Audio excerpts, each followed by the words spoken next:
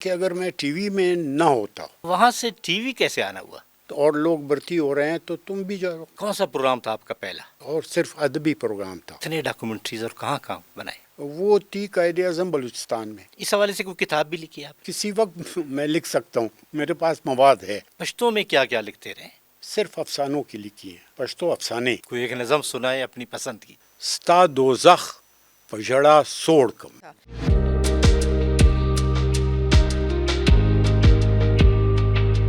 بسم اللہ الرحمن الرحیم. السلام علیکم. نظر بہان بلوچستان کے ساتھ آپ کا میزبان قیوم بیدار.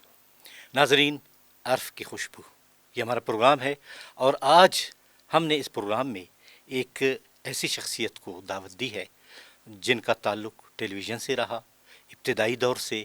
اور جب کوئٹہ میں ٹیلی ویژن کا نام و نشان نہیں تھا تو در محمد قاسی صاحب اس وقت لیکچرار تھے، اور اس کے بعد وہ پہلا بیچ ہے جو ٹیلی ویژن میں آئے ایز اے پروڈیوسر. اس حوالے سے ہم بات کریں گے.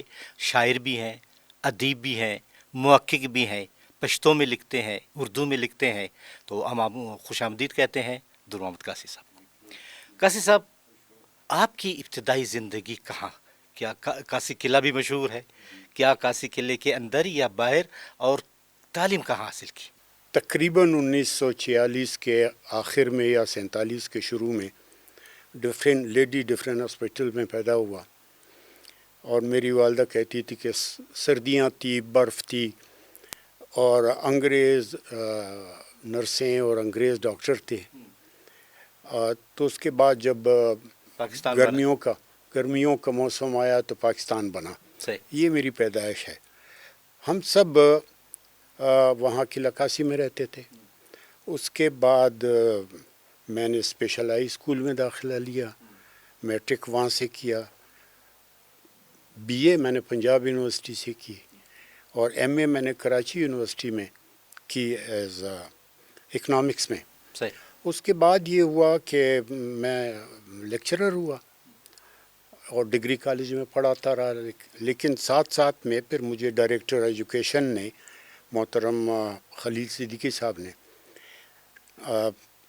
ٹرانسفر کیا یہاں پہ ڈپٹی ڈائریکٹر کالجز کے طور پہ. صحیح. تو میں وہ آفس کا کام کرتا رہا. تو اب وہاں سے ٹی وی کیسے آنا ہوا؟ بس یہ ہوا کہ ٹی وی میں مجھے آغا محمد قاسی مرحوم میرے بھائی، میرے عزیز، ریڈیو پاکستان میں تھے. انہوں نے مجھے کہا کہ یار ٹی وی بن رہا ہے تو اور لوگ بھرتی ہو رہے ہیں تو تم بھی جاؤ. اور میں نے انٹرویو دے دیا، اور میں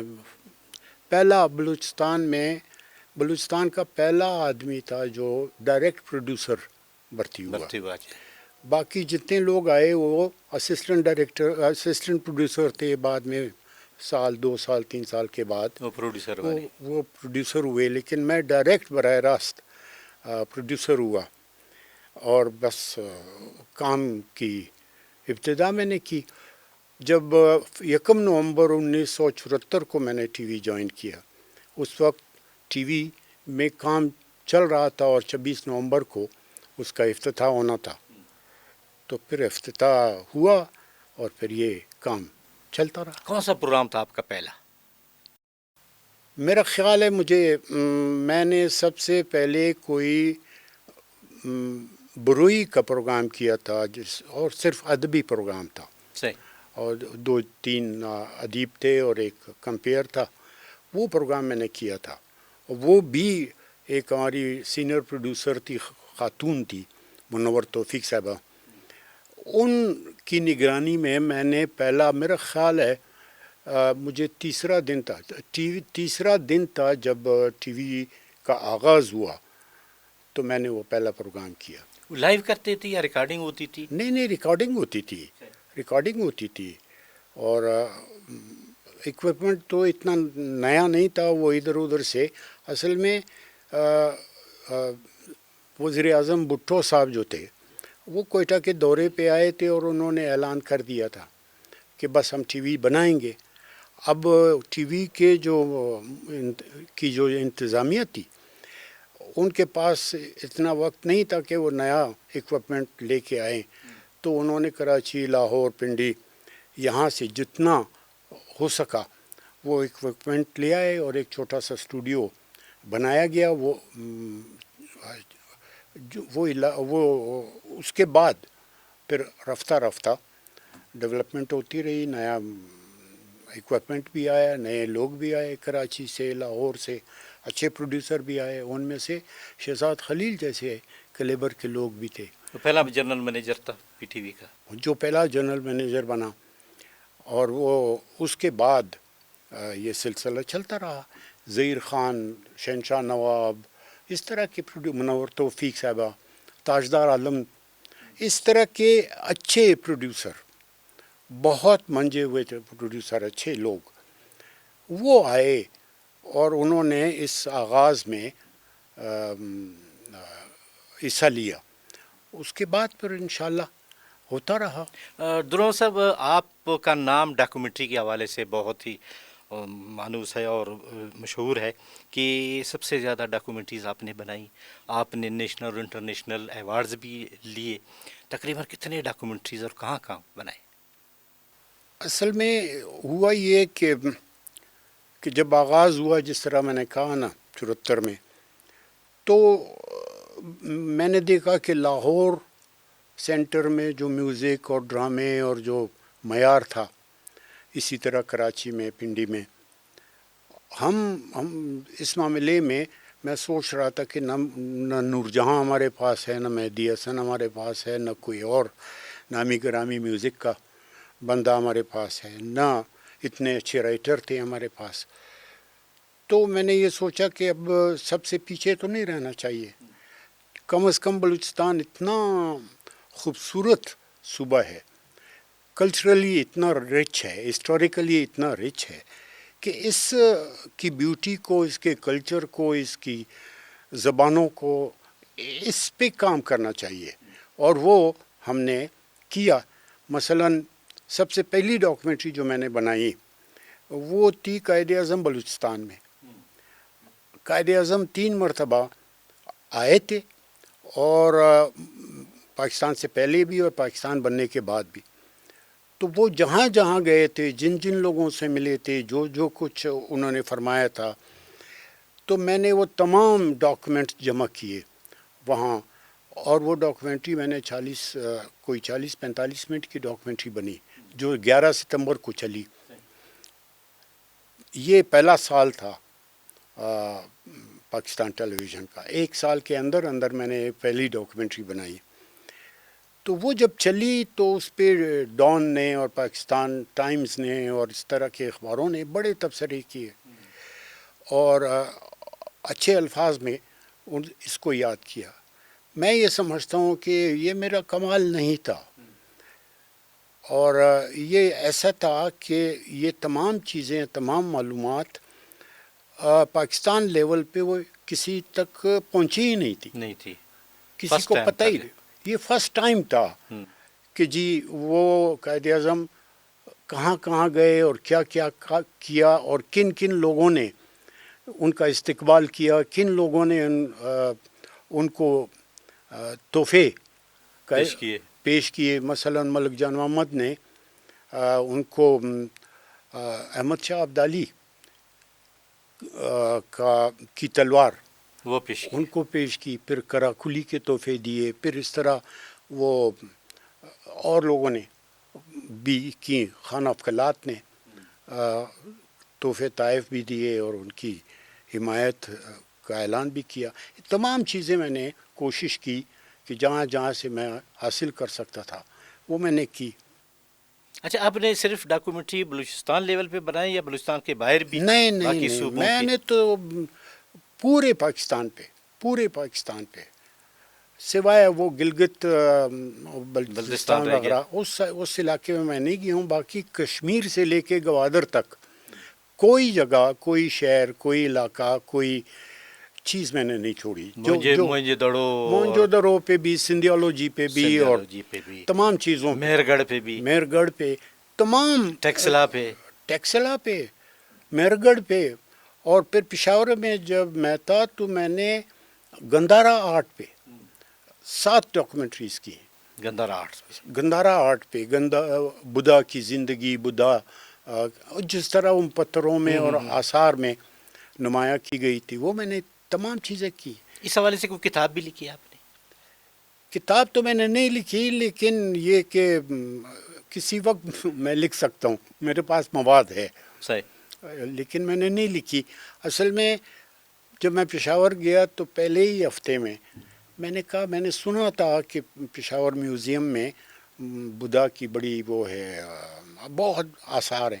وہاں میں گیا، میں نے وزٹ کیا تو وہاں کے جو صاحبان تھے انہوں نے مجھے کتابیں بھی دی، پھر میں نے پڑھی. پھر میں سوات اور خیبر اور تمام علاقے میں جہاں جہاں یہ چیزیں تھیں، آثار تھے، میں نے ان پہ ڈاکومنٹریز بنائیں، اور وہ تمام سارک ممالک میں چلتی رہیں، انگریزی میں بھی، انگلش اردو میں میں ڈبنگ بھی، ہوئی. اردو میں بھی. اور پھر میری خوش قسمتی یہ بھی ہے کہ میری جتنی ڈاکومنٹریز ہیں وہ بولان میں، بلوچی میں، بروئی میں، پشتو میں، ہر زبان میں چلی. وہ ڈبنگ ہوتی رہی. ہاں. 84 میں میں نے کوریا میں ایوارڈ لیا، پھر 93 میں نے جرمنی میں لیا.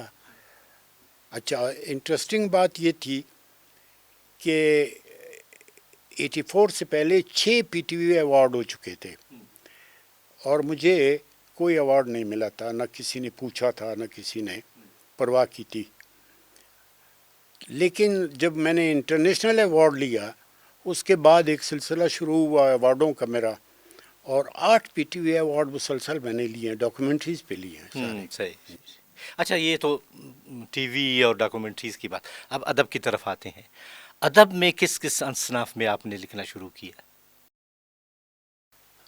میں یہ سمجھتا ہوں کہ اگر میں ٹی وی میں نہ ہوتا تو شاید میں کچھ نہ لکھتا، شاید ہی میں کچھ لکھتا. اچھا، یہ وہ ٹی وی سے پہلے آپ بہت کم، شاعری اور بہت کم، بہت کم مجھے دلچسپی تھی. میں پڑھتا رہا، میں اقبال کو، غالب کو، اور فیض احمد فیض کو، اور تمام لوگوں کو، میں اچھے شاعروں کو میں پڑھتا رہا.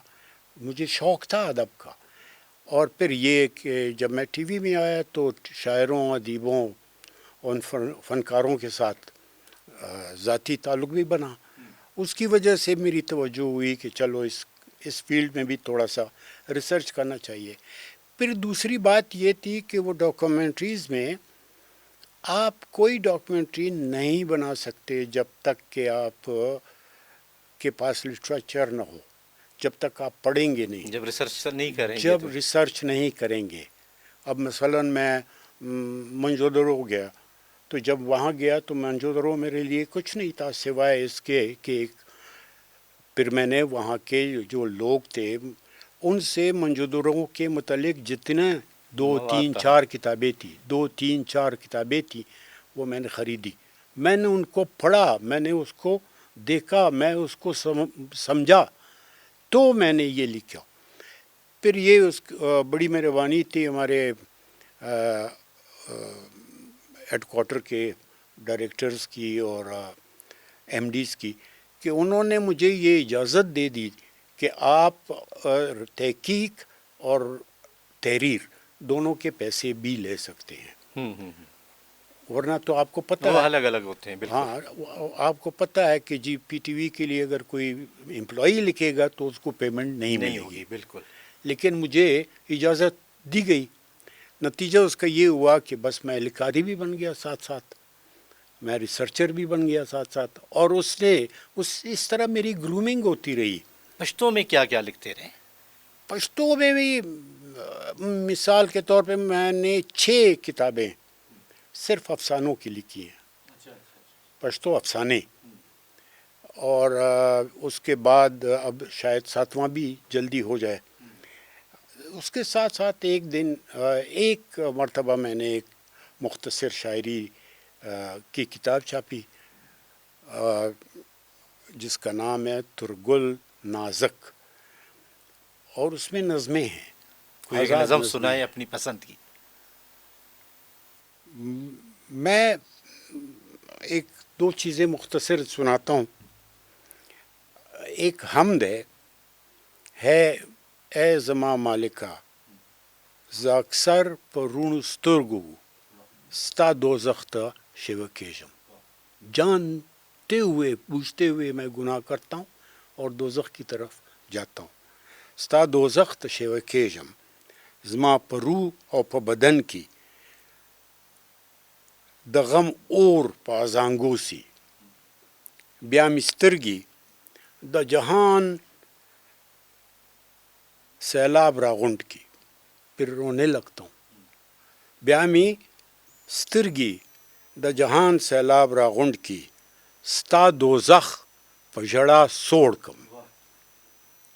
زما د اوښکو د سیلاب هره څپه بیا نوی خیال نوی همدونه را بیدار کی. زه قلم کاغذ را واخلم ستا صفت باندې بیان کم، خو بې وزله په ژړا سم. ستا صفت هغه نعمت دی چې د خوار له وسه تیر دی. واہ واہ. اچھا تحقیق کے حوالے سے کیا رجحان رہا آپ کا؟ تحقیق میں نے کہا نا کہ میں اپنے پروگراموں کے لیے اپنی ڈاکومنٹریز کے لیے جو بھی سبجیکٹ مجھے ملتا تھا پروگرام کے لیے میں اس کے لیے تیاری کرتا تھا. اچھا اب تو بہت آسانیاں ہو گئی ہیں، اب تو آپ گوگل سے بھی اور پتہ ان سے بھی لے سکتے، کہاں سے لے سکتے. اچھا تراجم بھی کیے؟ تراجم بھی کیے. مثلا میں نے ایک کیلنڈر پہ ایک ڈاکومنٹری کی اور اسٹوڈیو میں کوئی کہکشاں میں نے بنایا تھا اور 3 دن 4 دن میں شوٹنگ کرتا رہا. اب کیلنڈر پہ لکھنے کے لیے اسکرپٹ لکھنے کے لیے کوئی بندہ نہیں تھا، تو میں نے یہ کیا کہ انسائکلوپیڈیا بریٹینیکا اور امریکانا ان سے تمام مواد لیا، پھر اس کو ٹرانسلیٹ کیا. تو یہ اس طرح یہ کام چلتا رہا. تحقیق کے لیے آپ جب ڈاکومنٹری کریں گے، جب آپ اس طرح کے پروگرام کریں گے تو آپ کو تحقیق کرنا ہی ہے. کوئی نو بڈی ول رائٹ فار یو. آپ نے اپنا اسکرپٹ خود لکھنا ہے. درود قاسی صاحب، باتیں بہت ہیں. آپ کی باتیں اگر میں جو آپ کی کتابیں میرے پاس ہیں میں پڑھتا رہتا ہوں، افغانستان کے حوالے سے، ڈیورن لینڈ کے حوالے سے، اور تقریباً آپ نے 10 جلدیں کندھار لیٹرز کی آپ نے اردو میں ٹرانسلیٹ کی. وہ یہ تو اگر ہم ان پہ بات کریں تو میرے خیال میں گھنٹوں کے گھنٹے بھی لگ جائیں گے، چونکہ وقت ہمارے پاس کم ہے. انشاءاللہ پھر نیکسٹ پروگرام میں پھر آپ کو بلائیں گے، ان پہ بات کریں گے. آپ کا بہت بہت شکریہ کہ آپ آئے. ناظرین، آپ نے در محمد قاسی صاحب کی باتیں سنی، ان کی ڈاکومنٹریز اعلیٰ پائے کی آج بھی دیکھی جاتی ہیں، نہ صرف پاکستان میں بلکہ بیرون ملک، اور وہ باقاعدہ ان کی ڈبنگ انگریزی میں اور باقی زبانوں میں بھی ہو چکی ہیں، اور اس چائنا میں بھی، یعنی چائنیز زبان میں بھی، اور ہماری پاکستانی زبانوں میں بھی ہو چکی ہیں.